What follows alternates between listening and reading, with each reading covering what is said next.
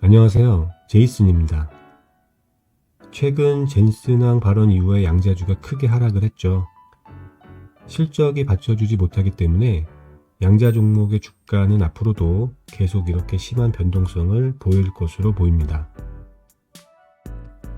다만 어떻게 보면 최근의 양자 종목의 주가는 어느 정도는 건전한 조정이 필요한 상황이었다고도 볼 수 있기 때문에 한 번은 와야 할 조정이 시기적으로 봤을 때 젠슨왕의 발언으로 트리거가 됐다고도 볼 수 있을 것 같습니다.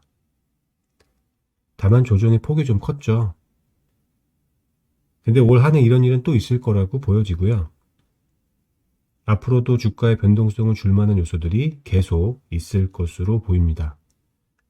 물론 그건 하락의 요소가 될 수도 있고 상승의 재료가 될 수도 있겠죠. 다만 그런 요인들을 매번 예측하고 맞추는 것은 어렵기 때문에 단기적인 관점에서 접근하기보다는 장기적인 관점에서 조금씩 꾸준히 접근해 가는 것이 필요할 것 같습니다. 그럼 오늘은 퀀텀 컴퓨팅에 대해서 알아보는 시간을 갖도록 하겠습니다. 퀀텀 컴퓨팅에 대해서 지난 영상에서 몇 번 말씀드린 적이 있긴 한데요. 그동안 있었던 얘기들 좀 정리하고 최근 소식과 주가에 대한 얘기를 해보도록 하겠습니다. 일단 이 회사는 통합포토닉스 양자광학 기술 회사를 지향하고 있고요. 이 분야에서는 선두주자라고 말할 수 있을 것 같습니다. 고성능 컴퓨팅, 인공지능, 사이버 보안, 원격 감지, 이미징 시스템 분야에 중점을 두고 사업을 운영하고 있고요. 특히 어디서나 저렴하게 접근 가능하고 실온과 저전력에서도 작동이 가능한 양자 기술을 가지고 있다는 점이 차별화 부분이라고 볼 수 있을 것 같습니다. 작년에 있었던 퀀텀 컴퓨팅 소식을 간략히 보면요. 작년에 방막 리튬 니오베이트, TFLN 포토닉 칩에 대한 텍사스 오스틴 캠퍼스의 주문 소식이 있었고요. 이 칩은 2025년 1분기부터 본격적으로 가동 예정인 애리조나 템페 공장에서 생산 예정입니다. 올해부터 매출 성장에 기여할 예정이고요. 작년 12월 중순경에는 나사 고다드 우주비행센터와 이미징 기술에 대한 계약을 따내기도 했었습니다. 이 계약으로 주가가 27달러 선까지 폭등을 했었죠. 나사에서 정교한 이미지, 데이터 처리 등을 지원하기 위해서 퀀텀 컴퓨팅 양자 최적화 기계 디렉3를 선택한 건데요. 아쉽게도 나사와 퀀텀 컴퓨팅 간의 계약 조건은 공개되지 않았었습니다. 그리고 2024년 12월에는 첫 번째 아시아 고객 주문에 대한 성공적인 부분 납품이 진행되었고요. 특히 양자 기반 시스템의 필수 구성 요소인 링 공진기, 도파강 같은 복잡한 광자 구성 요소 제조 기술 능력을 입증했다는 점에서 의미가 있다고 보여집니다. 광 직접 회로 칩 배송을 통해서 애리조나 공장의 전체 운영 능력도 어느 정도는 입증했다고 볼 수 있을 것 같습니다. 이어서 최근에 있었던 소식들도 살펴보면요. 작년 주문 소식에 이어서 TFLN 포토닉 칩에 대한 추가적인 주문 확보 소식이 있었습니다. 통신 응용 분야에 중점을 둔 유럽의 모 유명 기술 대학의 주문, 그리고 캐나다의 포토닉 직접 회로 설계사로부터 이루어진 주문이라고 하는데요. 유럽의 대학교로부터의 주문은 양자 포토닉 응용 분야에서 퀀텀 컴퓨팅의 기술적 능력을 인정했다는데 의미가 있을 것 같고요. 당장의 수익에는 크게 도움이 되지는 않겠지만 고급 통신 응용 분야의 TFLN 채택 가능성을 보기 위해서 연구를 진행하는 만큼 향후 사업화에 기여할 수 있는 잠재적 가능성이 있다고 보여집니다. 그리고 이번 연구에서 다뤄지게 될 광학 주파수 변환과 얽힌 광자를 생성하는 데 필수적인 PPLN 구조는 웨이퍼 기술에도 중요한데요. 이번 프로젝트를 통해서 생산 수율을 점검하고 개선할 수 있는 기회를 가질 수 있기 때문에 앞으로 양자 응용 분야에서 사업을 하게 될 퀀텀 컴퓨팅의 기술과 양산 관련 장기 로드맵에 많은 도움이 될 것 같습니다. 이어서 캐나다 광 직접 회로 설계 회사로부터의 주문을 잠깐 보면요. 그동안은 연구기관이나 대학에서의 주문만 있었지만 이 회사의 주문으로 첫 번째 비연구기관 고객을 확보하게 되었다는 점에서 의미가 있다고 볼 수 있고요. 퀀텀 컴퓨팅의 상업적 가능성에 대한 업계의 신뢰가 다소 높아졌다는 것을 시사하고 있다고 보여집니다. 이번 주문에는 캐나다 광직접회로 회사의 설계에 맞춘 맞춤형 칩 개발 내용을 포함하고 있고요. TFLN 칩에 대한 예상 납품 시점은 2025년 2분기로 예정되어 있습니다. 그리고 한 개의 웨이퍼에서 다양한 설계를 가지는 칩을 제조할 때 웨이퍼를 공유해서 제조 비용을 공유하거나 절감할 수 있도록 하고, 이런 방식으로 생산을 하면서 여러 설계나 프로젝트를 위한 칩을 제조할 수 있도록 하는 다중 프로젝트 웨이퍼 실행에 대한 서비스도 우선적으로 제공된다고 하는데요.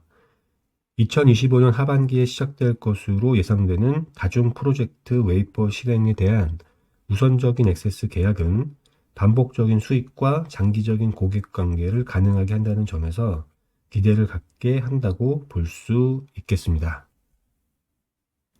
이렇게 최근 들려온 추가적인 주문 소식은 지난 한 해 동안 퀀텀 컴퓨팅이 애리조나주 템피에 있는 파운드리에서 상당한 진전을 이루어냈다는 증거라고 볼 수 있는데요.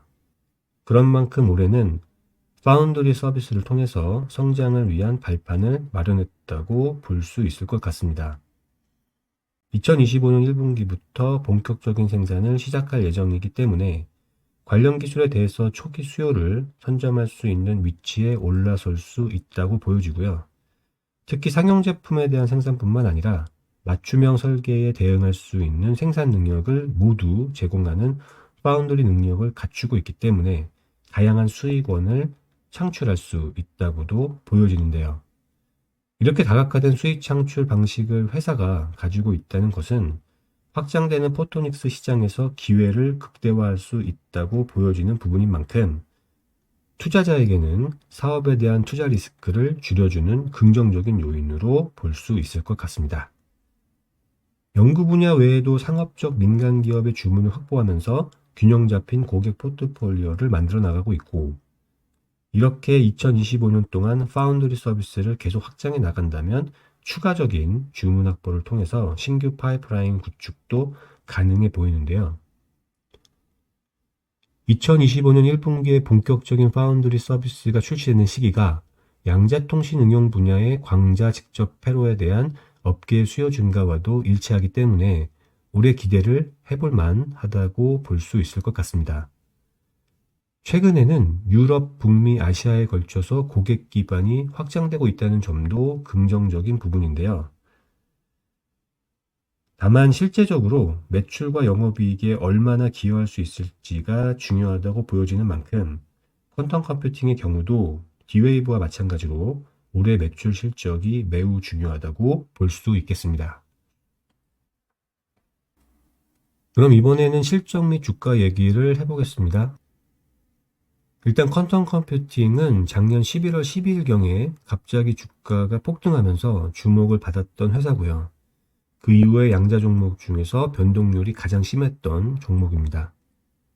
서두에도 말씀드린 것처럼 실적을 바탕으로 주가가 상승한 것이 아니기 때문에 테마성 재료나 말 한마디에 너무 민감하게 휘둘린다고 보면 될 것 같은데요. 일단 수치를 좀 보면요.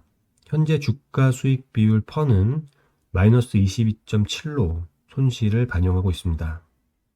이건 뭐 예상되었던 부분이라 놀랍지 않고요.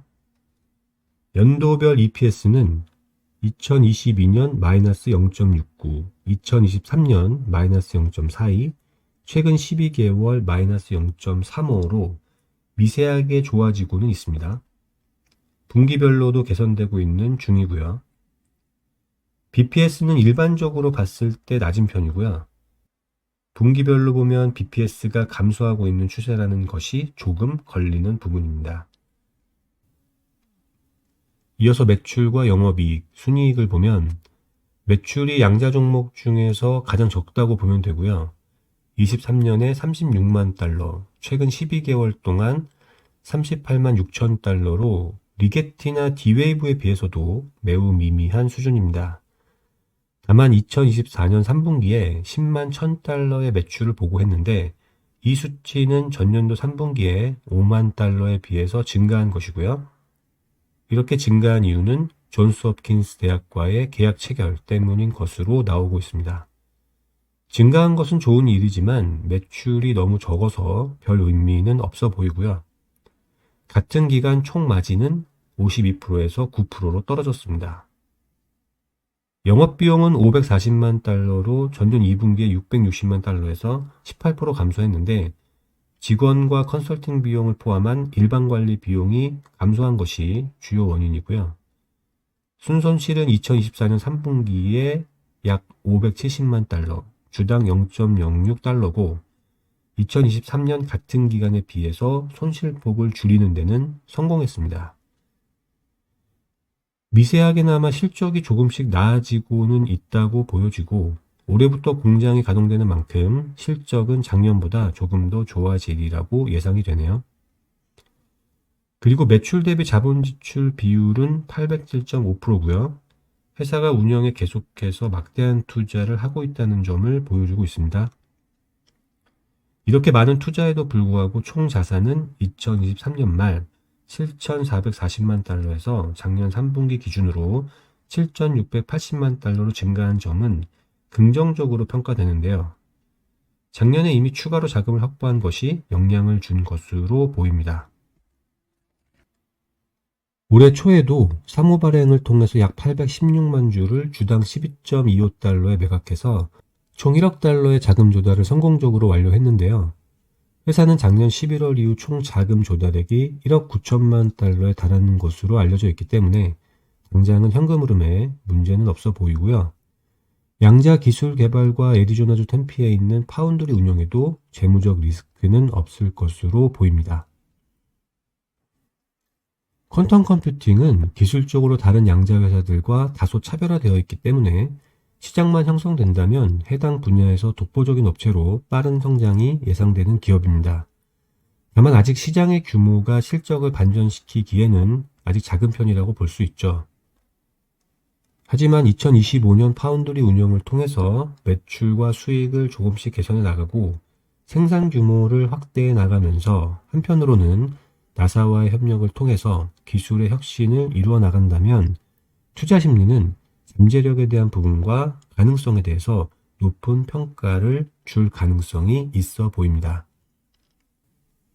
잠재력이 높은 기업인 만큼 당장의 무리한 투자보다는 꾸준히 관심을 가지고 천천히 조금씩 접근하는 것이 최선이라고 보여집니다. 맥킨지에 따르면 양자 컴퓨터는 전 세계 탄소 배출량을 2035년까지 7기가톤, 향후 30년까지 150기가톤까지 줄일 수 있는 잠재력을 가지고 있고 관련 산업에서 최대 1조 3천억 달러의 가치를 더할 수 있다고 말하기도 했습니다. 앞으로 다양하고 많은 분야에서 양자 기술이 의미 있는 역할을 할 것으로 보이는데요. 젠슨왕의 말처럼 양자 컴퓨터는 우리의 바로 코앞에 와 있는 현실은 아니죠. 지금 당장은 와닿지 않는 얘기라는 것도 맞습니다. 하지만 언젠가는 마주하게 될 미래라는 것은 분명해 보이기 때문에 투자자는 계속 관심을 갖고 포트폴리오에 참고할 필요가 있을 것 같습니다. 시청해 주셔서 감사드리고 다음에 또 뵙도록 하겠습니다. 감사합니다.